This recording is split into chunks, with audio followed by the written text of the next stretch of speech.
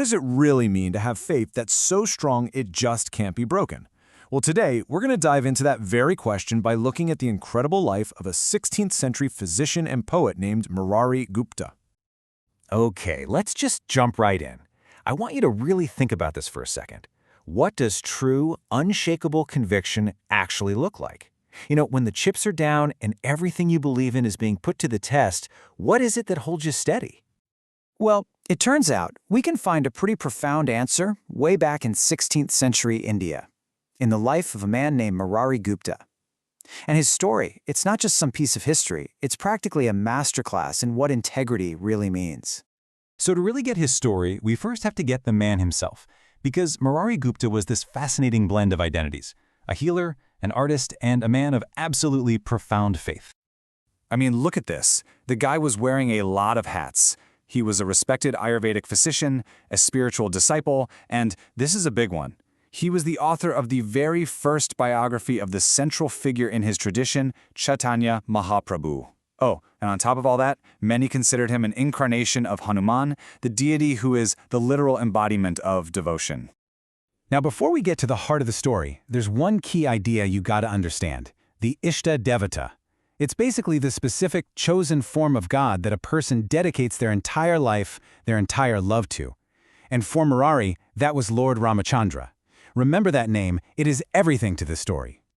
And this is where that deep devotion really comes into play. You see, Murāri's story is completely wrapped up in his lifelong friendship with the person the world would come to know as Chaitanya Mahāprabhu.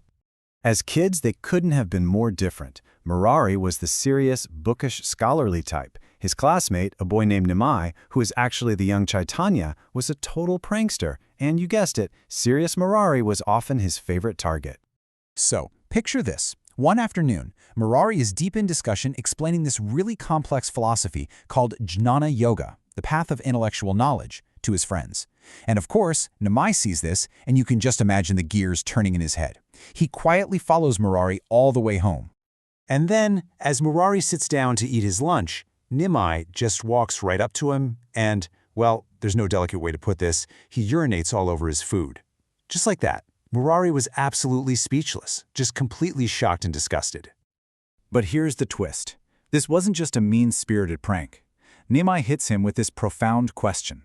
He basically says, how dare you put all this emphasis on the dry path of the intellect while ignoring the path of loving devotion, of bhakti? It was this wild, shocking lesson, for sure, but one that Murāri never ever forgot. Real, heartfelt devotion always comes first.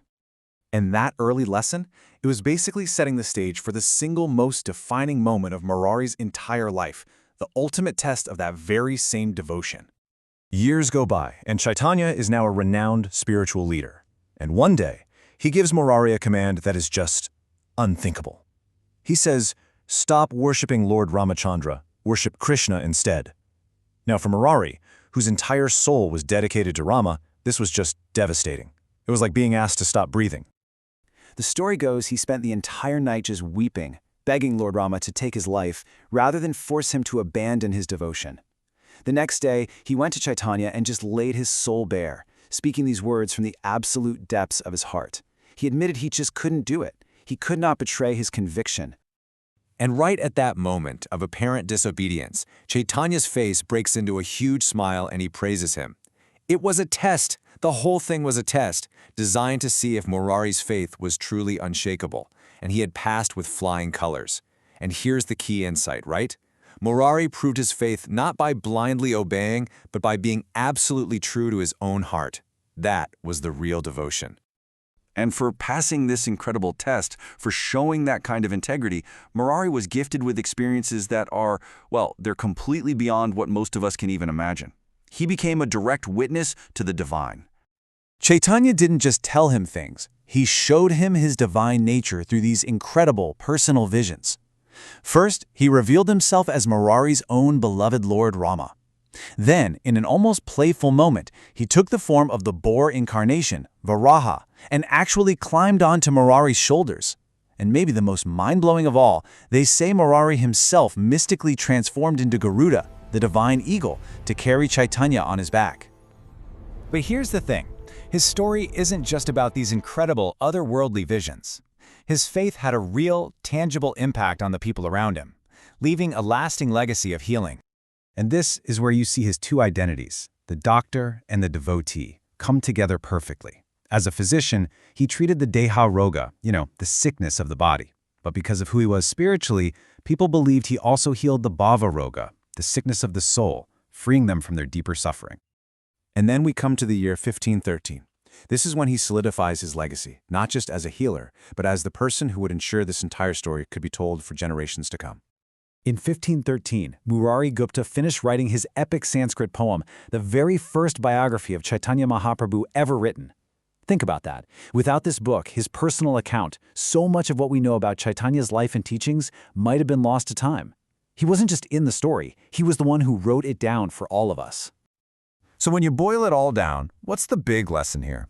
Murāri Gupta's life shows us something really powerful, that true, unshakable faith, it isn't about blind obedience. It's about unwavering integrity. It's about being true to your deepest, most profound convictions, no matter what. And that really just leaves us with one final thought for you. Take a look at your own life. What are your non-negotiables? What's the thing you've sold your heart to, so to speak, that you just could not give up?